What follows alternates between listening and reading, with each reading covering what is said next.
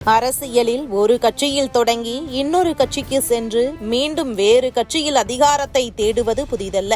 ஆனால் அரசியலில் கொள்கை, நிலைப்பாடு, கட்சி விசுவாசம் என்று வரும்போது செந்தில் பாலாஜியின் அரசியல் பயணம் பல கேள்விகளை எழுப்புகிறது. 1996 உள்ளாட்சி அரசியலில் தொடங்கிய அவர் பின்னர் அதிமுகவில் இணைந்து ஜெயலலிதா அமைச்சரவையில் இடம் பிடித்தார்.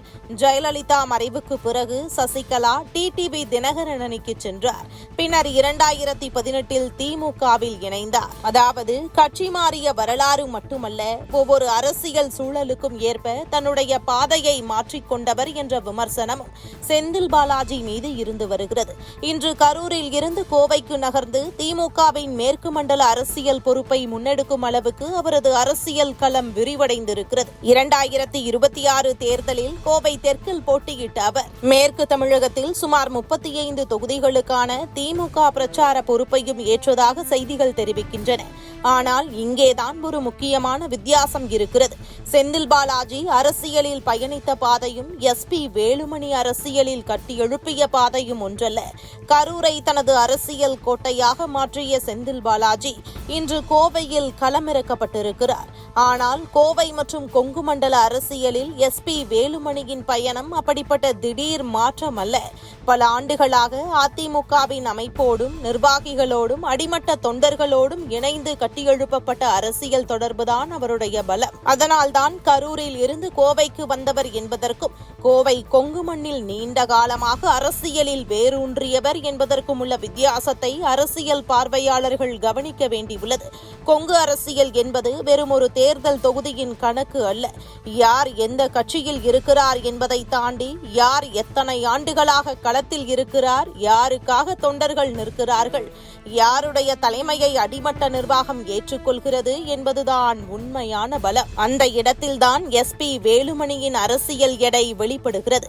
பதவி இருந்த போதும் கட்சிக்காக, பதவி இல்லாத போதும் கட்சிக்காக, ஆட்சியில் இருந்த போதும் எதிர்க்கட்சியாக இருந்த போதும் அதிமுகவின் அமைப்பை வலுப்படுத்தியவர் என்ற அடையாளத்தை அவர் உருவாக்கியிருக்கிறார். இந்த பின்னணியில்தான் கடந்த சில நாட்களாக பரவி வரும் செந்தில் பாலாஜி மீண்டும் அதிமுகவுக்கு வருகிறாரா என்ற தகவலை பார்க்க வேண்டியுள்ளது. எடப்பாடி பழனிசாமியுடன் அவர் பேசுவதாக தகவல்கள் வெளியாகினாலும் அதிமுக தரப்பில் அவரை மீண்டும் ஏற்றுக்கொள்வதில் தயக்கம் இருப்பதாக சொல்லப்படுகிறது. மேலும் அவர் பாஜகவுக்கு செல்ல போகிறார் என்ற பேச்சும் அரசியல் வட்டாரத்தில் உலா வந்து கொண்டிருக்கிறது. அப்படி என்றால் இந்த தகவல்களின் பின்னணியில் என்ன அரசியல் கணக்கு?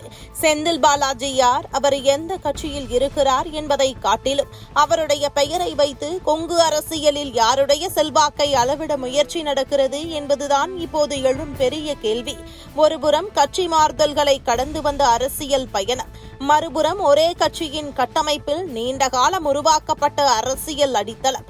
ஒருபுறம் கரூரிலிருந்து கோவைக்கு மாற்றப்பட்ட அரசியல் பொறுப்பு, மறுபுறம் கோவையையே தனது முக்கிய அரசியல் தளமாக கொண்டு பல ஆண்டுகளாக செயல்பட்ட எஸ்பி வேலுமணி.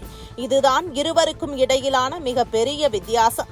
அதனால்தான் செந்தில் பாலாஜி விவகாரம் எத்தனை பரபரப்பை ஏற்படுத்தினாலும் கொங்கு மண்டலத்தில் எஸ்பி வேலுமணியின் அரசியல் இடத்தை ஒரே ஒரு தகவலால் குறைத்து மதிப்பிட முடியுமா என்பதுதான் முக்கியமான கேள்வி. அரசியல் நகர்வுகள் மாறலாம், கூட்டணிகள் மாறலாம், கட்சிகள் மாறலாம். ஆனால் பல ஆண்டுகளாக தொண்டர்களின் நம்பிக்கையில் கட்டப்பட்ட அரசியல் கோட்டை அவ்வளவு எளிதில் மாறாது. கொங்கு அரசியலில் அந்த கோட்டையின் முக்கிய முகமாக எஸ்பி வேலுமணி தொடர்ந்து இருக்கிறார் என்பதுதான் இந்த விவகாரத்தின் இன்னொரு பக்கம்.